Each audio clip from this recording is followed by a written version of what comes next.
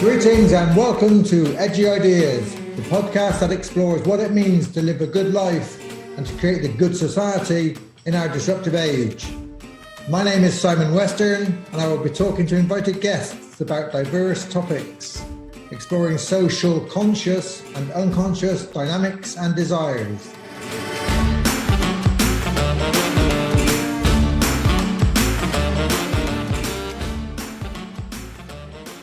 I'd like to welcome our special guest, Danny Donachie. Danny works with world-class athletes and leaders to improve performance through greater presence. He has held several leadership positions in elite sports, most recently working with the leading premiership soccer club in the UK. Danny brings his lifelong practice of meditation from Eastern traditions alongside a more psychologically informed approach to his work. So Danny, you're very welcome to Edgy Ideas podcast. How are you doing today? Hi, Simon. Thanks. It's really great to be here. I'm really good. It's an honor to be here. You know, some of the past guests you've had on have been incredible, and your work as well has inspired me. It helped me get through my dissertation at the Tavistock. So it's a real honor to be here. That's good to hear. Good to hear that I'm influencing the Tavistock master's degrees again. It was a long time ago when I taught there and studied there. Did you enjoy your studies? Just for listeners to know that the Tavistock master's degree I taught on and Dan is referring to is one where we think about how psychoanalysis impacts on organizations. Did you enjoy your study there, Danny? And enjoy might not be the right word.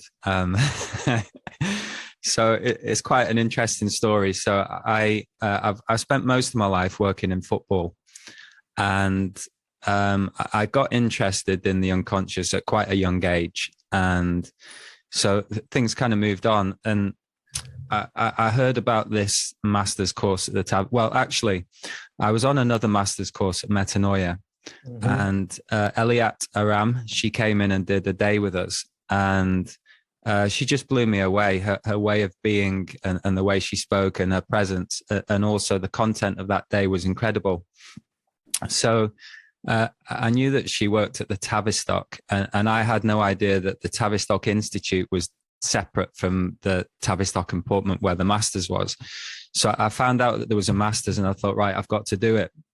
So I went to the interview knowing nothing about the Tavistock or what it was or even psychoanalysis. And the interview was a group interview.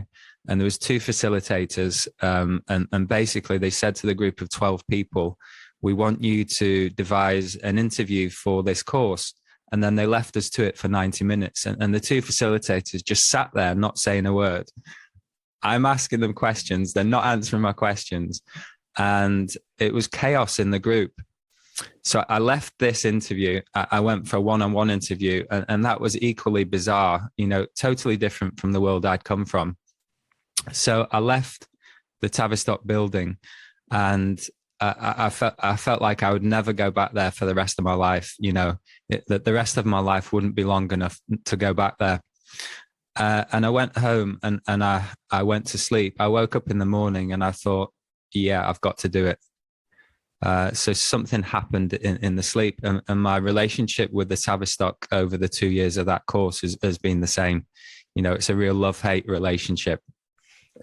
Yeah, that sounds very familiar to a lot of people. The work you were doing in football, you work with really top class athletes, don't you? Like professional footballers in the Premier League. You've been working for a long time. Do you want to say something about that work? And we'll return to kind of how the Tavistock work influences or not that kind of work. Do you want to say something about kind of working with top athletes? This is what kind of interested me, or how you bring this stuff together. This kind of what's your actual job in the football clubs you work in, Danny?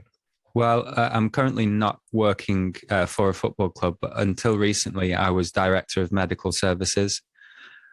And originally I was a physiotherapist, so I come from that background, and football's grown so much over the years that I became a leader of the medical services, which is a big field. You know, across the club, there's probably 30 or 40 people, okay, all kind of different professions, physios, osteopaths, doctors, sports scientists.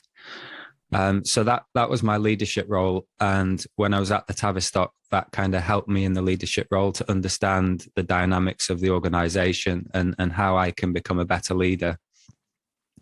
And now my work is with athletes and business people, helping them understand themselves better and leadership and how they can improve their performance.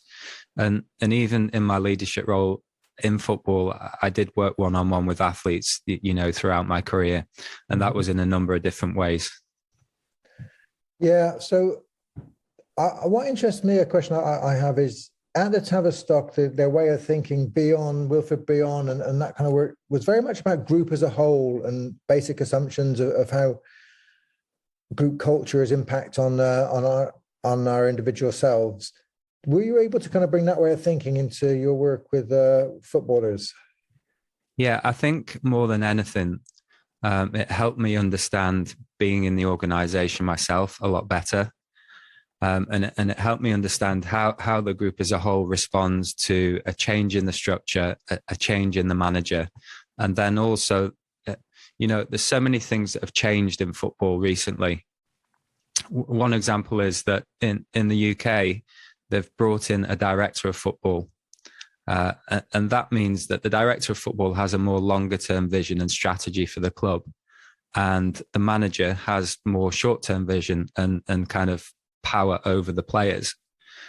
And that's really changed the whole dynamic of the game, because 10 years ago, the manager had all the power in the organization and the players and all of the staff followed the manager religiously. It was as Beyond would say, it was a dependency group, a high dependency group. And now it's changed because that power has been kind of diluted for the manager. So it makes it a lot more difficult for the managers to be effective, I think. And I'm not convinced that it's empowering the players and empowering the staff. It feels like it's just a shift of power, and not in a good way. Yeah, no, that is interesting. So your Brian Cloughs and your Fergusons would struggle in this new setup. They'd be very different kind of levels of power and influence in the clubs. Yeah, I think it would be impossible for Alex Ferguson to have had the same success and the same impact in the club in this current setup. And I worked with David Moyes at Everton for 12 years, and that was before a director of football, and he had complete power. But luckily, he had more of a long-term vision and more of a strategy for the welfare of the club and the people within it.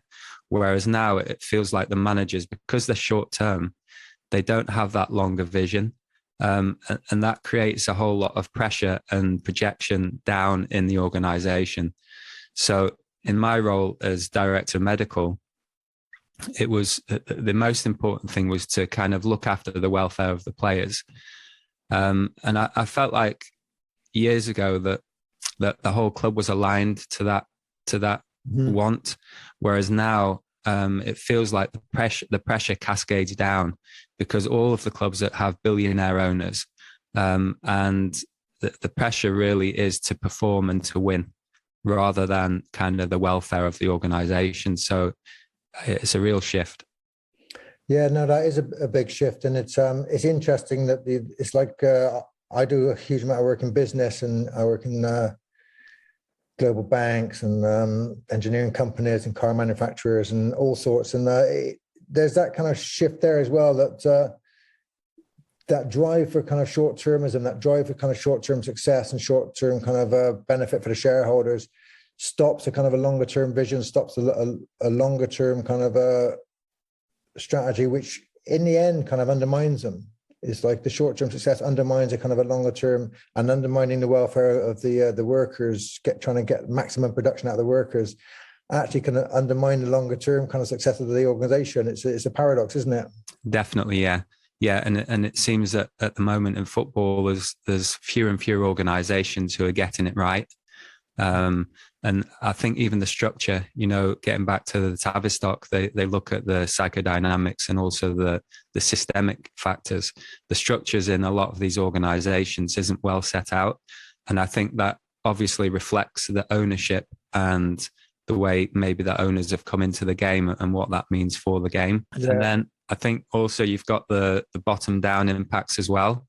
So I was reading your paper on the happiness imperative last night before this podcast, and I can relate to that a lot in football, because I see a lot of players who suffer from depression, and they, there's this imperative that they should feel happy because they've got everything you could ever want in terms of finances.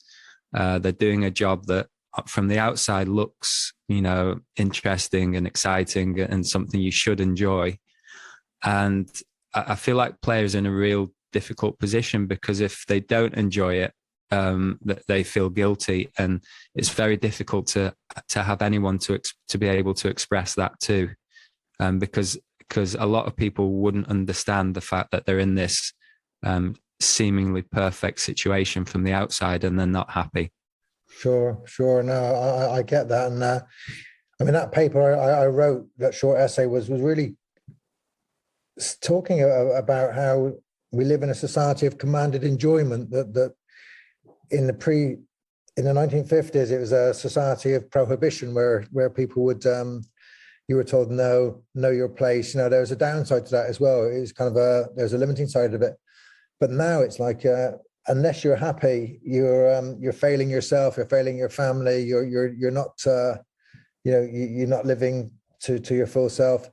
And it's a huge pressure on everybody. And like you're saying, footballers who kind of seemingly have everything, it's almost an impossible kind of position to be in. And of course, we know that this positive psychology and kind of happiness imperative actually undermines happiness. In America, where it's like at its highest, this kind of happiness imperative, there's the highest levels of depression and kind of medication, and because everyone has to hide their anxieties, their concerns, their shadow side. Yeah, I think for a footballer especially, as I said, from the outside, it looks like an easy thing to do. And I've always been in touch, because my dad was a footballer. I was a footballer briefly. And obviously I've worked with them for so long. I've really known that it's a very difficult thing to do. Every day they have to compete. They're competing with each other. There's 11 places in the starting lineup, and it's a fierce competition every day of their lives. Yeah.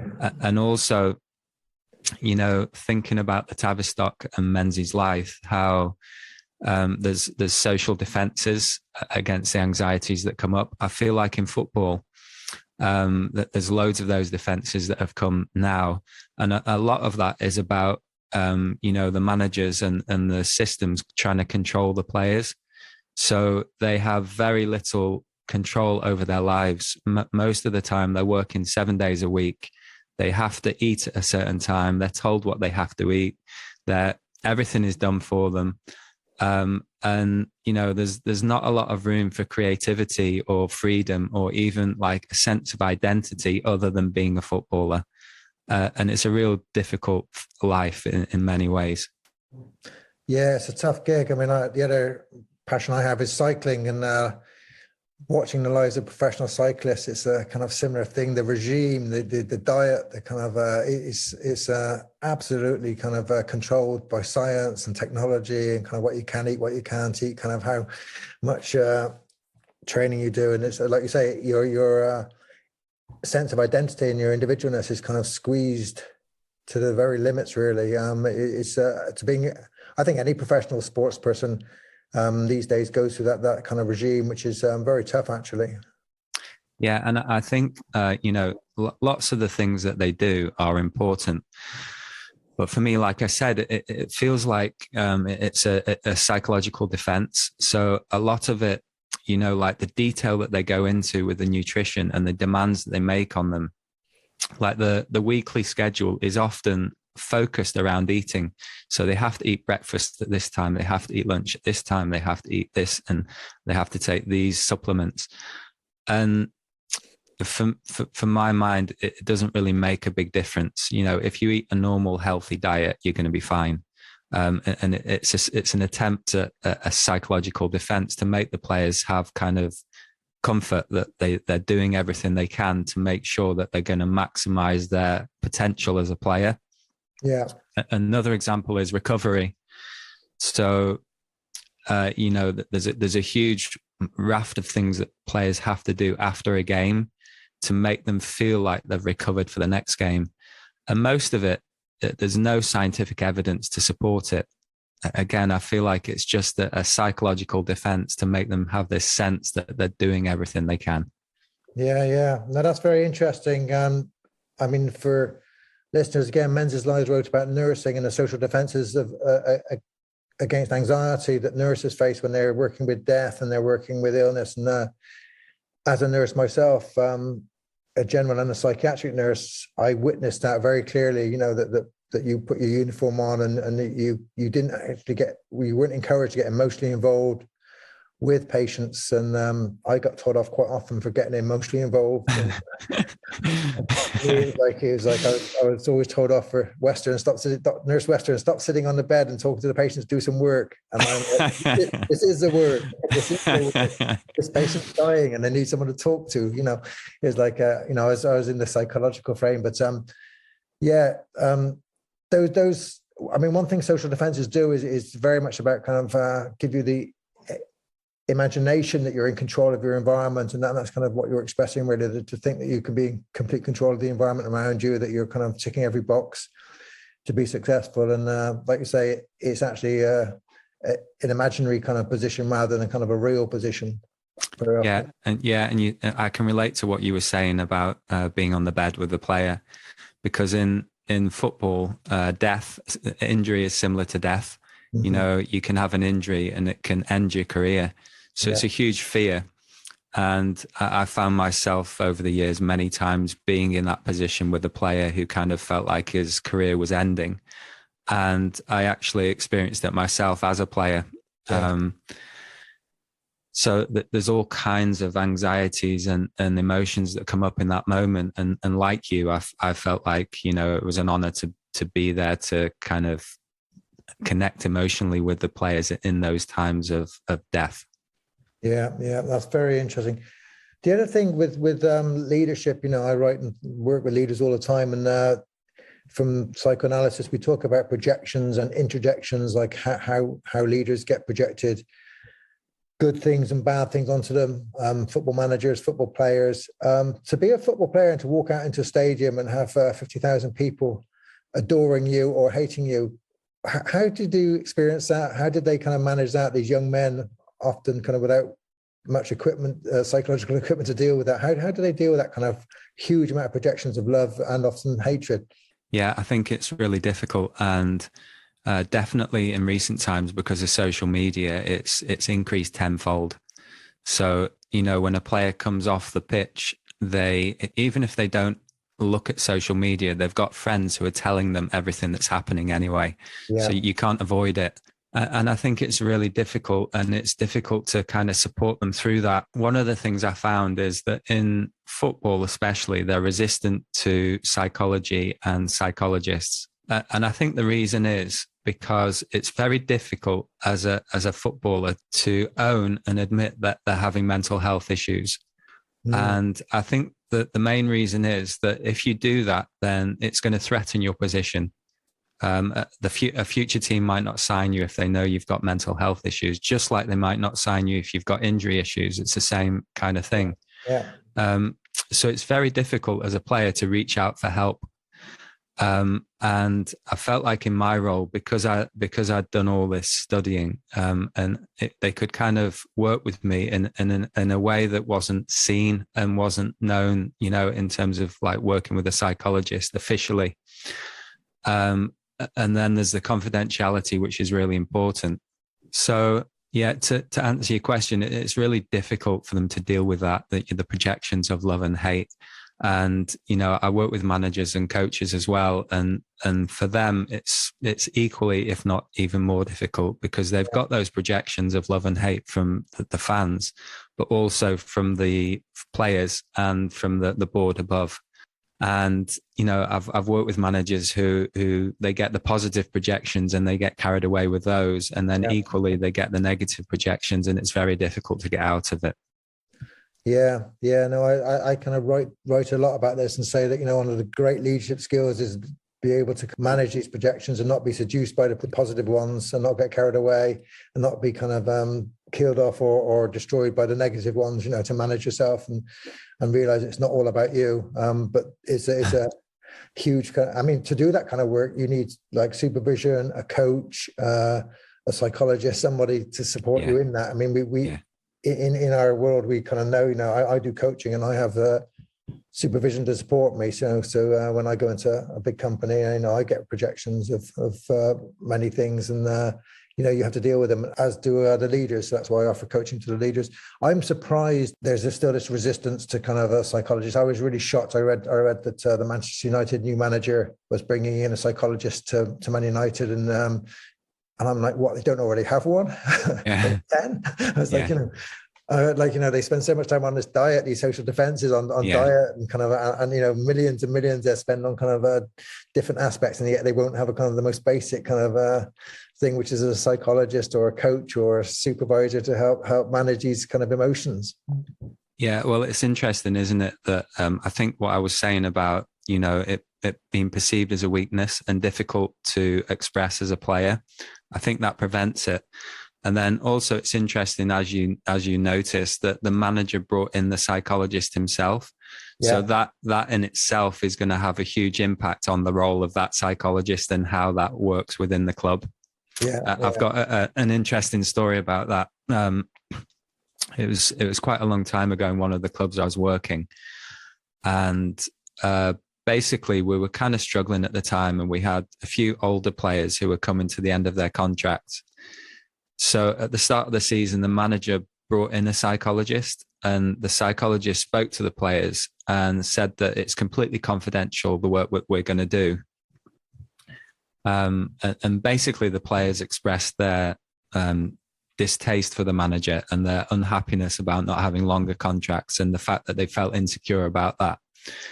So the session ended and the psychologist walked out and he went into another room and the manager was in the other room.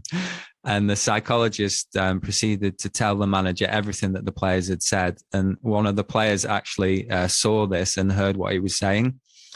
So he then went and let all the players know.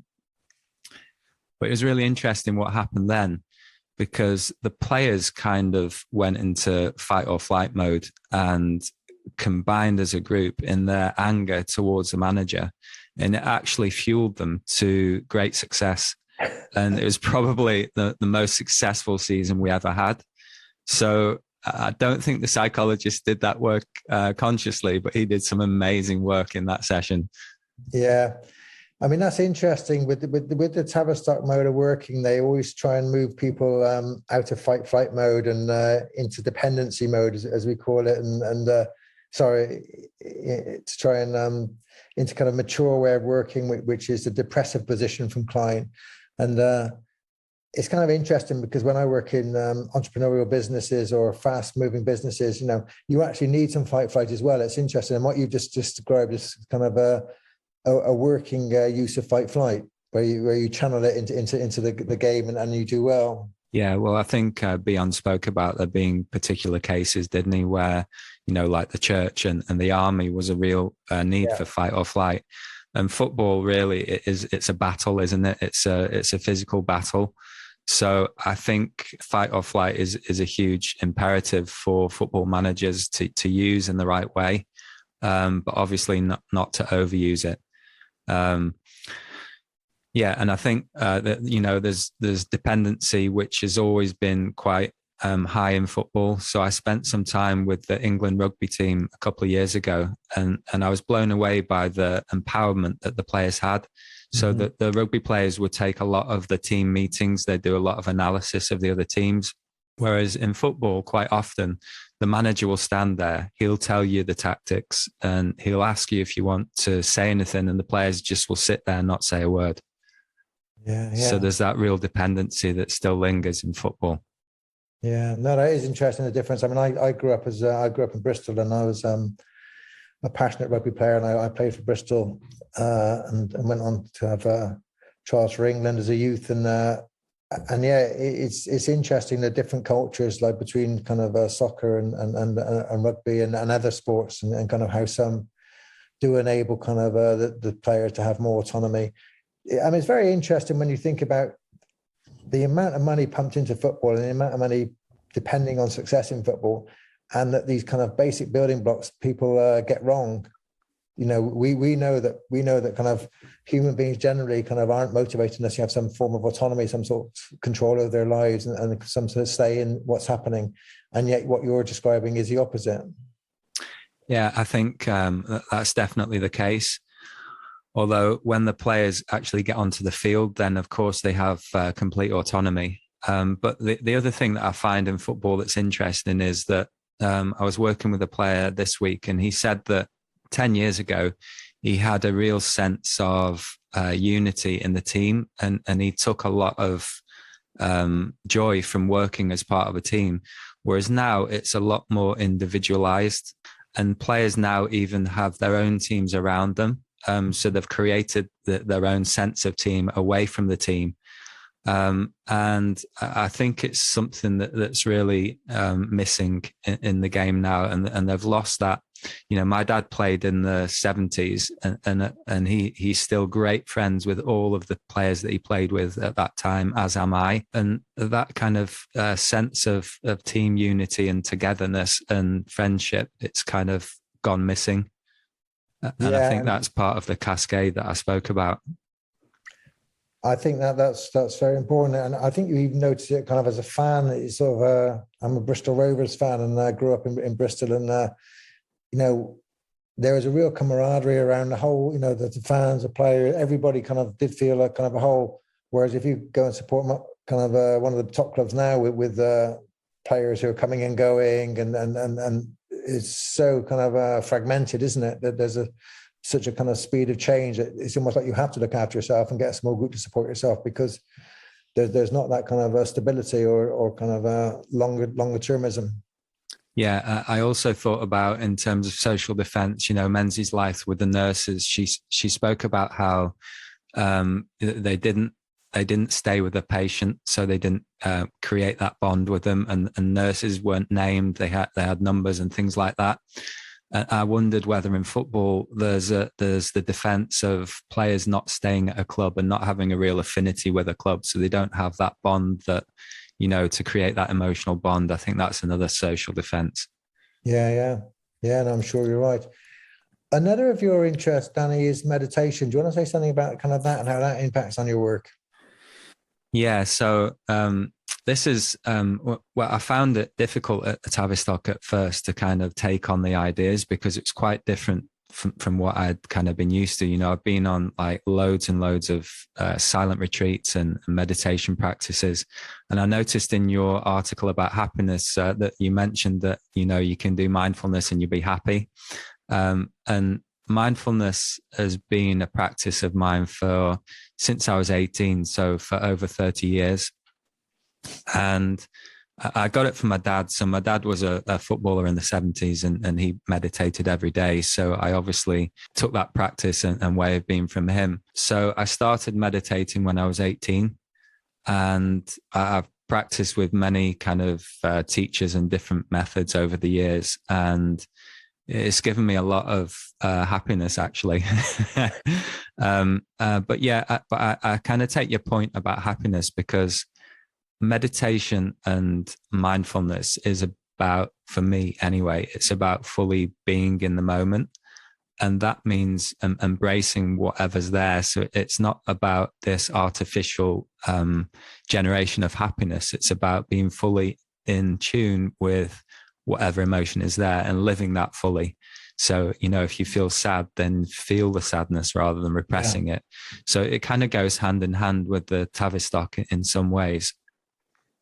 And what I find with players now, and also leaders, is that they've kind of lost contact with their body and the present moment. They spend a lot of time in their head and ideas, and just helping them come into that presence in the present moment really helps them kind of engage with being who they are more fully, and kind of being a stronger and more powerful leader in whatever way that may be. Yeah, no, it's very interesting. I mean, I critique mindfulness sometimes because of the way I see it used in in organizations, it's kind of used instrumentally. It's the organization give it to people to make them more productive, basically. Yeah. It's like, it's used kind of in a very wrong way, and it's not about embracing kind of your body. It's not about kind of, it's about kind of de-stress yourself and you'll be a better worker, Yeah. I understand.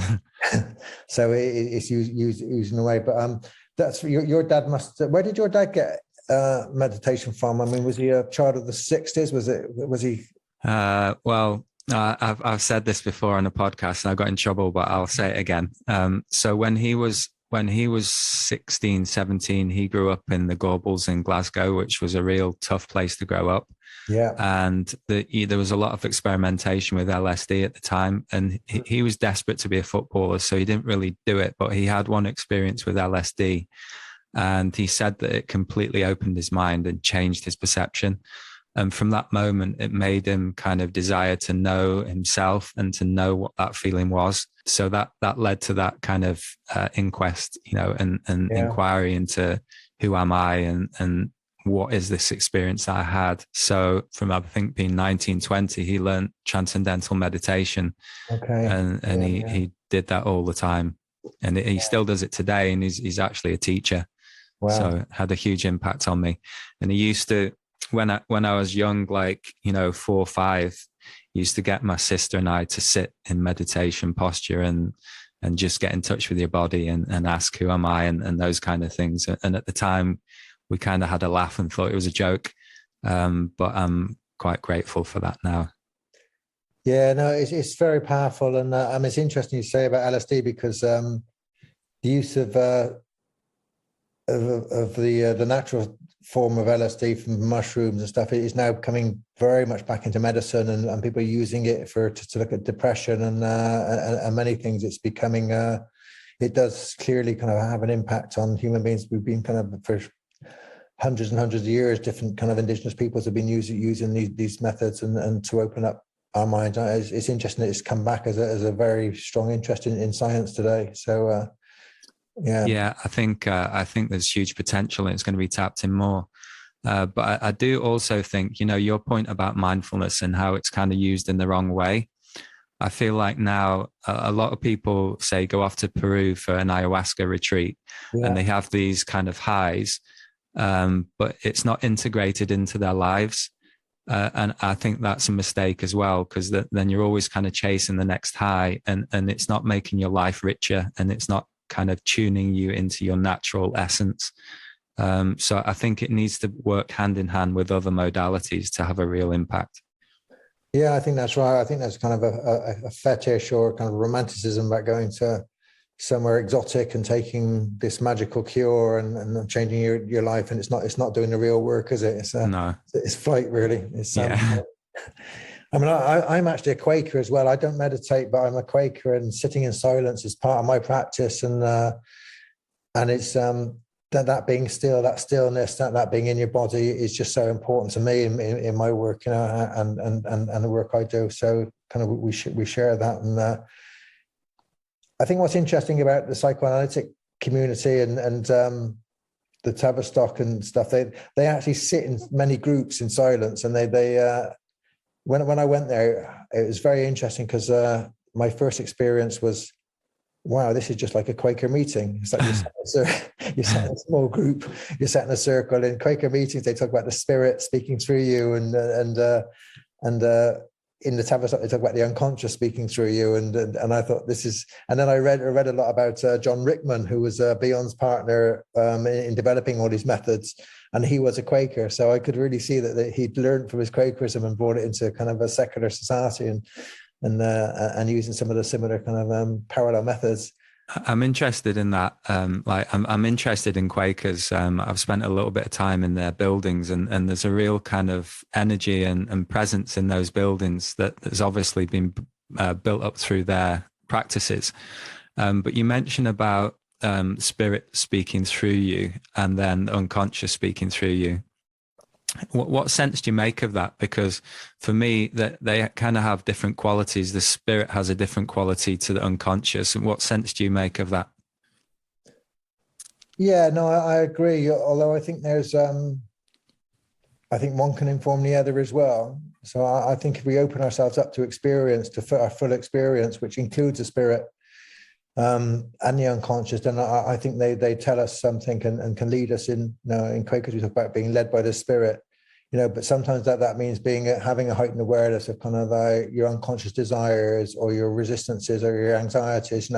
If you have an awareness of that, then it can allow you to be more open to the spirit, I think, because otherwise we can defend ourselves against these kind of and these things are difficult to talk about. I mean, whenever I try and talk about theology or religion or faith or spirit, then I always find words aren't enough, because it's beyond words. It's true.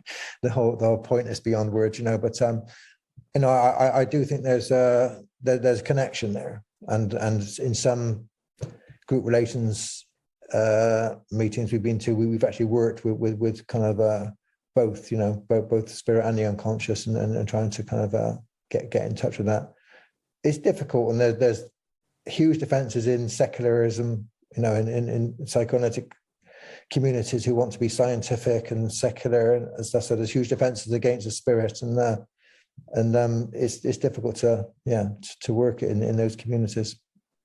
Yeah, I found when I started at the Tavistock a resistance in myself towards it, because I feel like I was quite familiar with spirit, and for example, in the experiential groups at the Tavistock, for me, I had a certain idea of what an experiential group meant for me.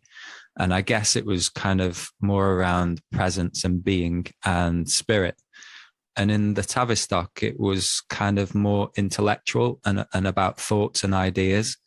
And I had a real resistance to that at first. But like you say, I kind of feel like the marriage of both is really powerful, and to become aware of your own patterns psychologically and the patterns of the people you're working with, and then blend that with presence and blend that with spirit is a really powerful and it kind of it's more holistic, properly holistic.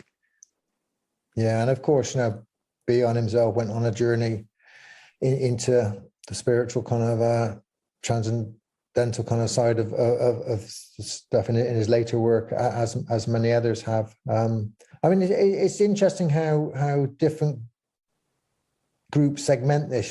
So you have you have different groups in religion or faith or psychoanalysis, and how much we do compartmentalize rather than try and look at this holistic kind of experience of being human in this world, being human with other animals on the planet, with nature. I think modernity has made us all very compartmentalized. That's what modernity does. It divides us into kind of it categorizes people, it categorizes things, it divides, and I think we have that mindset. And I think working like with meditation or with faith and spirit, you're trying to kind of move towards a more interconnected and interdependence. That's my experience. Yeah, I definitely agree. And I also, working with people, my sense is that people are really craving this connection and this interdependence that you speak of. And if through the work, if you can help them connect with their presence and their spirit and their full sense of being who they are, it's a huge gift that you can give to people. And that's why I enjoy working with people in this way, in this deep way. For the listeners now, for us, if they can just connect with their sense of presence now in this moment when they're listening to this, it changes your experience of the world and the moment. And the more presence that you can bring into your life, the more that you have that sense of interconnectedness, because the boundaries that we create in our mind are no longer there in presence and in spirit. We're all interconnected, and you naturally want to care for other people as you care for yourself. So it's a real rich way of thinking and working. And it makes me think about, the systemic practice as well, that it kind of is brought in at the Tavistock. And I feel like that's really rich work and something that I'm learning more about and practicing as well. Yeah, and in analytic network coaching, we work with this. So in my coaching book, I talk about soul guide coaching, and I link coaching back to kind of shamanism and counseling and therapy and spiritual direction. All these were one-to-one helping relationships, and coaching is kind of a late manifestation of that. So we begin our training with we have 5 frames of working. We work with depth analysis. I don't ever push meditation or spirituality, but I say, if you go with a client and you forget targets, you forget goals, you just create a space, and you create a holding space and a containing space, and you allow the client to open up, work with what comes, work with being present. And it's actually very hard because, coaches say, they come in and they say, well, my client will do that. They're busy, they're professionals. I'm there to help them with their strategy. And I'm like, I said, let them breathe first. Breathe first and see where this goes, and I just hold that space. And it's incredibly powerful, and it changes everything. And then, later on in our training, we work very much with network analysis, systemic thinking, how kind of you can influence the networks in society around us and how they influence you. And actually, it goes back to that depth analysis. Like you say, it's like if you start there and you open yourself up, you start feeling it interconnected, and you can then do the later work. So this systemic work and this deep interpersonal work is they're very linked and connected. Yeah, definitely. When you were speaking, for some reason, I remembered about my dream. So one thing that helped me get through the Tavistock was dreams. So, for example, when I first learned about Melanie Klein's theory about good breast and bad breast and psychological splitting, intellectually, I kind of thought I wasn't having it at all. I was thinking, this is absolute nonsense. How can somebody know that a baby is doing this psychologically? So I'd go home and I'd have a dream that night that would show me the truth of the theory. And it was incredible what happened. So that kind of kept me in touch with the theory. And obviously, like, there's huge richness and there's definitely some truth in those theories. And you can see the splitting now in society. Yeah. But I thought last night before this podcast, I would see if a dream might come just to kind of prepare me for the podcast or to give me some insight. And the good news is I had a dream, but the bad news is it was my typical anxiety dream. So throughout my life, I've had a dream that I'm about to go onto a football pitch, and then I can't find my boots, or my boots don't have studs, or I'm naked, I don't have my kit, anything like that.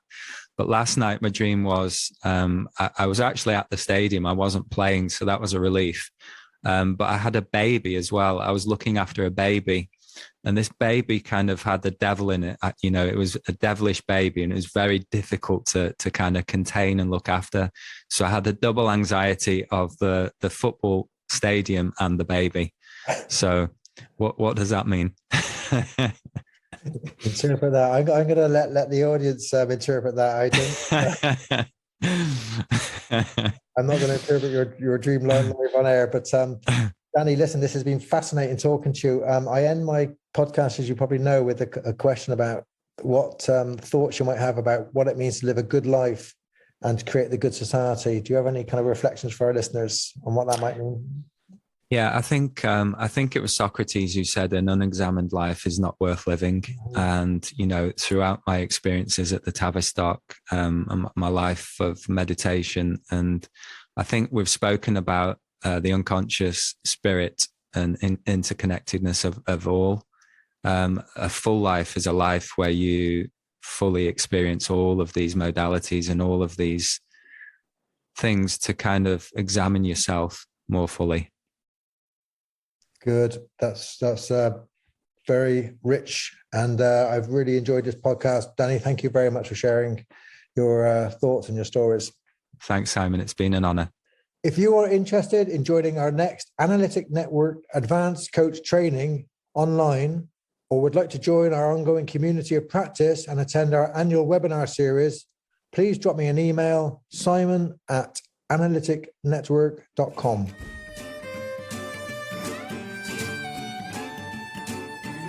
Thank you for listening to Edgy Ideas. We'd also like to thank our sponsoring organisation, the Eco Leadership Institute. If you enjoyed this podcast and would like to hear more about related events, our coach and leadership training, or our webinars, contact Simon@analyticnetwork.com. www.eco-leadership.com or go to www.eco-leadership.institute. Thank you for listening.